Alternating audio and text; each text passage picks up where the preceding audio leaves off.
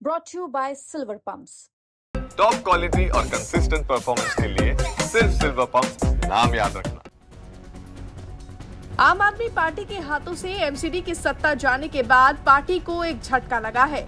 इसके साथ ही बीते दिनों आम आदमी पार्टी के विपक्ष में आने के बाद पार्टी के कई पार्षदों ने एक साथ पार्टी छोड़कर एक तीसरा फ्रंट बनाने की घोषणा की, जिसके बाद पार्टी को कहीं न कहीं ये डर सता रहा था कि एमसीडी में पार्टी विपक्ष के तौर पर भी कमजोर न पड़ जाए, क्योंकि इससे वापस सत्ता में आने को लेकर रास्ता और कठिन हो जाएगा। इसी कड़ी में पूर्व डिप्टी सीएम मनीष सिसोदिया ने शुक्रवार को एमसीडी में नेता विपक्ष अंकुश नारंग समेत अपने सभी पार्षदों से मुलाकात करके एक बड़ी बैठक की। इस बैठक में चर्चा हुई कि कैसे आम आदमी पार्टी साल 2027 में होने वाले दिल्ली नगर निगम चुनाव की तैयारियों में अभी से मिशन मोड में जुट सकती है। बैठक में मनीष सिसोदिया ने एक एक पार्षद से उनके क्षेत्र की समस्याओं को जाना और उसका निवारण कराने का निर्देश दिया। मनीष सिसोदिया ने कहा कि अरविंद केजरीवाल ने देश में काम की वैकल्पिक राजनीति को बढ़ाया है। हम इस वैकल्पिक राजनीति को न सिर्फ जन जन तक पहुंचाएंगे, बल्कि इसे और मजबूत करने पर काम करेंगे। इस अहम बैठक में मनीष सिसोदिया समेत पार्टी के वरिष्ठ नेताओं ने दिल्ली नगर निगम 2027 चुनाव की तैयारियों का मंत्र दिया। साथ ही मनीष सिसोदिया ने पार्षदों से एकजुट रहकर बीजेपी का सामना करने और दिल्ली की जनता को राहत पहुंचाने का भी निर्देश दिया।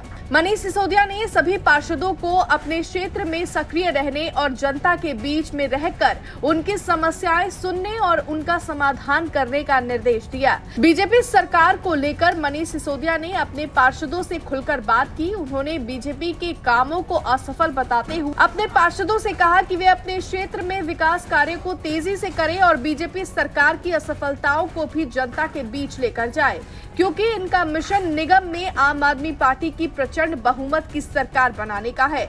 उन्होंने पार्षदों से कहा कि बीजेपी सरकार के बारे में बोलते हुए कि 4 इंजन की सरकार के बाद भी बिजली, साफ पानी, शिक्षा माफिया से दिल्ली के लोग परेशान हैं। इसी के साथ आम आदमी पार्टी के नेता ने यह भी कहा कि अरविंद केजरीवाल ने परंपरागत राजनीति से अलग हटकर काम की वैकल्पिक राजनीति स्थापित करके दिखाया है कि परंपरागत राजनीति करने वाली पार्टियां जाति धर्म में लोगों को बांटकर सत्ता का सुख भोगती हैं, लेकिन इससे जनता का भला नहीं होता, जबकि काम की राजनीति में जनता का हित सर्वोपरि है। मनीष सिसोदिया ने अरविंद केजरीवाल की जमकर तारीफ करते हुए कहा कि आज केजरीवाल सरकार में फ्री शिक्षा, स्वास्थ्य, बिजली, पानी, महिलाओं की बस यात्रा समेत अन्य जनहितकारी योजनाओं की चर्चा पूरे देश में हो रही है। हमें काम की वैकल्पिक राजनीति को जन जन तक पहुंचाना है, ताकि दूसरी पार्टियां भी जाति धर्म की राजनीति को छोड़कर काम की राजनीति करने के लिए बाध्य हो जाए।